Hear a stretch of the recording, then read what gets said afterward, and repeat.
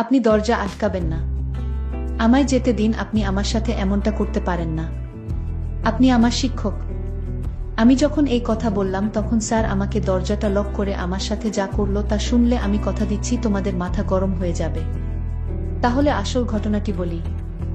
আমি যখন কলেজে বিএ অনার্সে ভর্তি হলাম, সে বছর থেকে টিউশনি পড়াতে শুরু করলেন। টিউশনি পড়ানোর উদ্দেশ্য ছিল পিছনের ক্লাসের বিষয়গুলোকে মনে রাখা ও চর্চা করা। তাই টিউশনি পড়াতে শুরু করলাম ক্লাস 8, 9, 10 ছেলে মেয়েদের নিয়ে। নিজের ঘরেতে পড়াতাম। শুরুতে 4 জন ছাত্রছাত্রী ছিল। টিউশনি পড়ানোর সময় ছিল সন্ধ্যা 7টার পর, কারণ কলেজে যেতাম বিকেল 4টাতে, আসতাম বাড়িতে। তারপর খাওয়া দাওয়া করে একটু রেস্ট নিয়ে পড়াতে শুরু করতাম। 5 জন ছাত্র আর একটা ছাত্রী। শাকিল আর অজয় ইন্টারে পড়ত, আর অন্তরা পড়ত ইন্টার সেকেন্ড ইয়ারে। আসল কথায় আসি, প্রতিদিনের মতো পড়াতে পড়াতে অন্তরা প্রতি আমার এক অন্যরকম অনুভূতি কাজ করত। আমি অন্তরার দিকে তাকিয়ে থাকতাম, তার সৌন্দর্য দেখতাম। আমি যতবার অন্তরাকে দেখি ততবার আমার মনের ভিতর অন্যরকম অনুভূতির সৃষ্টি হয়। অন্তরা যেদিন প্রাইভেট পড়তে আসতো না, আমি সেদিন কাউকে পড়াতাম না, ছুটি দিয়ে দিতাম। কারণ অন্তরাকে ছাড়া আমার পড়াতে ভালো লাগতো না। অন্তরা দেখতে অনেক সুন্দরী। অন্তরার বাবা মা আমাকে বিশ্বাস করে আমার কাছে পড়াতে দিয়েছে। অন্তরার প্রতি আমার মায়ার সৃষ্টি হলো। তাকে কিভাবে পাওয়া যায় সেই চিন্তা আমার মাথায় সবসময় ঘুরপাক খাচ্ছে। অন্তরা আমাকে দাদা বলে ডাকত। আমাকে বলল, দাদা আজ ইংলিশ পড়াটা করে আসেনি। কথাটা শুনতেই আমি প্রচণ্ড রেগে গেলাম। ও আমার চোখে মুখে তাকিয়ে ভয় পেয়ে গেছিল, আমি বুঝতে পারছিলাম। তখন আমি বললাম, সবাইকে পড়াটা দেখিয়ে দেখিয়ে দেওয়ার পর তারপর তোর শেষের দিকে ব্যবস্থা হবে। সেদিনকে আমি খুব রেগে গিয়েছিলাম, কারণ সেদিন কলেজে আমার বন্ধুরা আমার গার্লফ্রেন্ড নেই বলে সবার সামনে অপমান করেছিল। সেদিন সবাইকে ছুটি দিয়ে দিয়েছিলাম, শুধু অন্তরা একা বসেছিল। তখন প্রায় 8:30 বাজে। আমি ছুটি দিই সাধারণত সবাইকে 10টা বা 10:30। সেদিন সবাই প্রায় পড়া শিখে এসেছিল, তাই সবাইকে ছুটি দিয়ে দিয়েছিলাম। বসেছিল শুধু অন্তরা। অন্তরা আমার মুখের দিকে তাকিয়ে চুপচাপ চোখের জল ফেলতে শুরু করলো। তখন আমার রাগ ঠান্ডা হয়ে গেল। কান্নাকাটি দেখে ওকে আমি সেদিন বই নিয়ে বাড়িতে চলে যেতে বললাম। আরও একটা কথা জানিয়ে রাখি, ওর সামনে মাসে ফাইনাল পরীক্ষা বলে সোমবার করে একটু বেশি সময় ধরে পড়াতাম। বলে রাখি, অন্তরা একটি যুবতী কন্যা, দেখতে অনেক সুন্দরী ছিল। আমি যখন ঘরে পড়াতাম তখন আমার ঘরে কেউ ঢুকতো না যতক্ষণ না পড়ানো শেষ হতো। সোমবার বলে সেদিন আমি নিজের বিছানায় ঘুমাচ্ছিলাম। আমি যখন ঘুমাই, আমার ফোনের অ্যালার্ম বাজতেই হঠাৎ আমার ঘুম ভেঙে গেল। দেখি অন্তরা আমার পাশে দাঁড়িয়ে। আমি অন্তরাকে বললাম, তুই দাঁড়িয়ে আছিস? আমাকে ডাকিসনি কেন? তুই এতক্ষণ দাঁড়িয়ে থেকে কি দেখছিলি, সত্যি করে বল। আমার কোনো কথার জবাব দিচ্ছে না। সে লজ্জায় মাথা নিচু করে দাঁড়িয়ে আছে। আমি আবার তাকে জিজ্ঞেস করলাম, অন্তরা তুই আমার ঘুমের ঘরে এসে কি দেখছিলি বল। তারপর আমি যখন অন্তরার দিকে তাকিয়ে তাকলাম, আমি অন্তরার দিকে তাকাতেই অন্তরা তখন মুচকি হেসে মুখটা ঘুরিয়ে নিল। আমার তখন বুঝতে বাকি রইল না, অন্তরা এতক্ষণ আমাকে না দেখে কি দেখিছিল। কোনোরকম নিজেকে সামলে বিছানা থেকে উঠে ওয়াশরুমের দিকে চলে গেলাম। অন্তরা দাঁড়িয়ে ছিল তখনও। আমি ঘরেতে ঢুকে দেখি অন্তরা বই নিয়ে পড়ছে আর মুচকি মুচকি হাসছে। আমি জিজ্ঞাসা করলাম, অন্তরা? অন্তরা, হ্যাঁ দাদা স্যার। আমি অন্তরাকে বললাম, দাদা আবার স্যার, দুইটা নাম ধরে ডাকলি কেন? অন্তরা বলল, এমনি আমার ভালো লাগে তাই ডাকলাম। আপনার কোনো সমস্যা আছে স্যার? আমি বললাম, এই অন্তরা, আমি কিন্তু এখনো স্যার হয়নি। তুই আমাকে দাদা বলেই ডাকিস। স্যার বলে ডাকলে আমি খুব রাগান্বিত হব কিন্তু। অন্তরা বলল, যে মানুষ ছাত্রছাত্রীদের লেখাপড়া শিখায় তাদের কি দাদা ডাকা উচিত? সে তো প্রকৃতপক্ষে স্যার। আমি অন্তরাকে বললাম, অন্তরা তুই আমাকে দাদা বলে ডাকিস, এটাই আমার শেষ কথা। আমি অন্তরাকে বললাম, সত্যি কথা বল, তুই কতক্ষণ এসে আমার সামনে দাঁড়িয়েছিলি? অন্তরা বল, বেশিক্ষণ না দাদা। আমি বেশিক্ষণ দেখিনি। আমি বললাম, কি বললি? না দাদা, কিছু না। আমি কিছু বলিনি। আমি বুঝতে পারলাম ও কথা ঘোরানোর চেষ্টা করছে। আমার আর এটা বুঝতে বাকি রইল না, ও অনেকক্ষণই এসে আমার পাশে দাঁড়িয়েছিল। আমি বুঝতে পারলাম অন্তরা কি দেখেছিল। আমি কথা না বাড়িয়ে অন্তরাকে জিজ্ঞেস করলাম, অন্তরা, পড়া ভালো করে শিখে এসেছিস?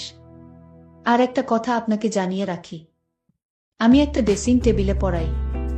আমি অন্তরাকে বললাম, তোর বইটা বার কর আর পড়তে শুরু কর। কিছুক্ষণ পর তোর পড়া ধরব। অন্তরা, ঠিক আছে দাদা। আমি অন্তরাকে বললাম, আজ যদি পড়া ভালো করে আদায় না করতে পারিস তাহলে তোরে আজ কঠিন শাস্তি দিব। আমি বুঝতে পারছিলাম অন্তরা আজ ভালো করে পড়া শিখে আসে নাই, আর পড়াতে তেমন মন নেই। অনেকক্ষণ ধরে দেখছি ও বই বের করে পড়ছে না, কিন্তু অন্তরা আজ এমন করছে কেন? আমি অন্তরাকে বললাম, অন্তরা, আজ যদি পড়া ঠিকঠাক মতো আদায় না করতে পারিস তাহলে আজ তোর কপালে দুঃখ আছে। অন্তরা বলল, ঠিক আছে স্যার, পড়া না পারলে আপনি আমাকে যে শাস্তি দিবেন সেই শাস্তি মেনে নিব। আমি ওকে বললাম, কিরে অন্তরা, পড়া দিবি না? অন্তরা কোনো কথার উত্তর দিল না। আমি আবার বললাম, কিরে তুই পড়া দিবি না? অন্তরা আটকে উঠল আর বল, কি দাদা? আমি আবার বললাম, পড়া দিবি না?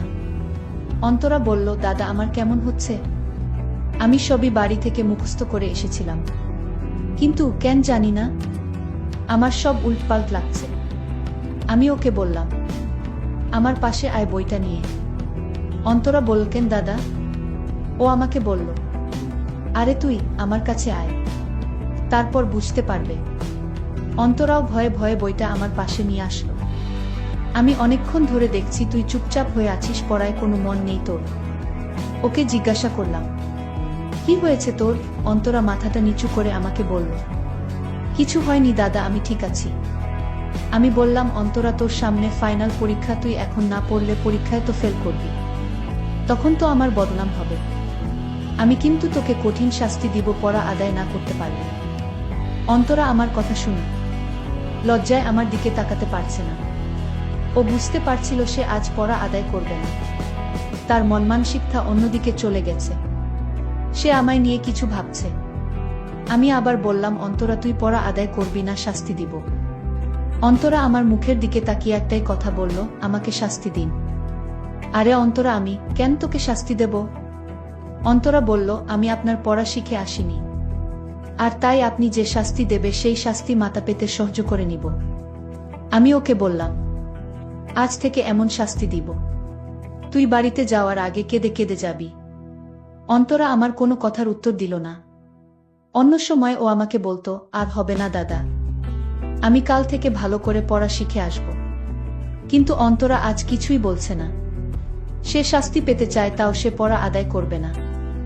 আমি অন্তরাকে বললাম, আগের দিন পড়া ভালো করে শিখে আসতে পারিসনি, ভালো হয়েছে পড়া শিখে আসিসনি, আজ তোর কপালে দুঃখ আছে। আমি সাহস করে ওকে বললাম, আচ্ছা অন্তরা, আমি তোকে আজ যে শাস্তি দিব সেই শাস্তি তুই মেনে নিবি। অন্তরা আমার উত্তরে বলল, আমি কতবার বলবো যে আমি পড়া শিখে আসিনি? আপনি আমাকে যে শাস্তি দিবে সেই শাস্তি আমি মাথা পেতে মেনে নিব। আমি অন্তরা কথা শুনে আমার অনেক সাহস বেড়ে গেল। আমি মনে মনে চিন্তা করতে লাগলাম, আজ যে সুযোগ পেয়েছি সেই সুযোগ হাতছাড়া করা যাবে না, সুযোগটা কাজে লাগাতে হবে যে করেই হোক। আমি অন্তরাকে জিজ্ঞেস করলাম, আমি আজ তোকে যে শাস্তি দিব সেই শাস্তি কিন্তু কাউকে বলা যাবে না। অন্তরা বলল, দাদা, তুমি এমন কি করবে যে কাউকে বলা যাবে না? আমি যা বলছি তাই কাউকে বলা যাবে না, আমি দাদার মতলব জানার জন্যই। আমি বললাম, ঠিক আছে স্যার, আপনার কথায় রাজি, আমি কাউকে বলবো না। তুই আমাকে এখন স্যার ডাকলি কেন? আমি তোকে কতবার বলবো তুই আমাকে স্যার ডাকবি না? ঠিক আছে, আর ডাকবো না। এখন কি শাস্তি দিবেন দেন, আমি তাড়াতাড়ি বাড়িতে চলে যাব। যাই করো তাড়াতাড়ি করো, বাবা মা আমার জন্য চিন্তা করছে। আমি বললাম, অন্তরা, তুই তোর বাবার কাছে থেকে একটা রাত ছুটি নিতে পারবি। আমি বললাম, রাতে ছুটি নিব কেন? আমি বললাম, অন্তরা, রাতে ছুটি নিতে পারলে বুঝতে পারবি। অন্তরা বলল, আমি একটা মেয়ে মানুষ, বাবা কি আমারে রাতে ছুটি দিবে? আমি অন্তরাকে বললাম, তুই আমার সাথে একমত কিনা সেটা বল। যদি রাতে আসতে তোর ইচ্ছা থাকে তাহলে আমি তোর ছুটির ব্যবস্থা করব, তোর বাবাকে বলে। অন্তরা বলল, আমার কোনো সমস্যা নাই, আপনি যদি আমার বাবার কাছে থেকে ছুটি নিতে পারেন। আমি অন্তরার কথায় অনেক খুশি হলাম, এতদিনের মনের আশা সফল হবে। আমি অন্তরাকে বললাম তোমার বাবার ফোন নাম্বারটা দাও। অন্তরা বাবার ফোন নাম্বারে ফোন করে অন্তরার ছুটির কথা বলতেই তার বাবা বলল, রাতে ছুটি কেন মাস্টার, রাতে কি দরকার? আমি তার বাবাকে বললাম, সামনে তো পরীক্ষা আমার, তাই ভাবছি সপ্তাহে রাত 12টার পর থেকে প্রাইভেট শুরু করব। কারণ 1 মাস যাবত আমার পরীক্ষা চলবে। আর তাই সিদ্ধান্ত নিলাম সপ্তাহে 2 দিন এই 1 মাস রাত 12টা পর থেকে প্রাইভেট পড়ানো শুরু করব। আপনি যদি অন্তরাকে আমার দেওয়ার সময়ে পাঠাতে পারেন তাহলে আমি পড়াতে পারব। আমি জানতাম অন্তরার বাবা রাজি না হয়ে উপায় নাই, কারণ এই এলাকায় প্রাইভেট টিচার নাই। আর আমার মতো কেউ এত ভালো করে পড়াতে পারে না। আমার এলাকায় মোটামুটি ভালো একটা সুনাম আছে।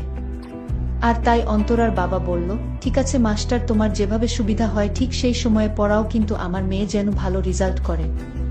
এটা আপনার বলতে হবে না, এটা আমার উপর ছেড়ে দেন। অন্তরার বাবা অন্তরাকে ছুটি দিল, মানে রাতে পড়বে আমার ঘরে। আর সেই খুশিতে আমার নাচতে ইচ্ছা করছে। আমি অন্তরাকে বললাম, অন্তরা তোর বাবা রাজি হয়েছে, তোকে আজ থেকে রাতে পড়তে হবে।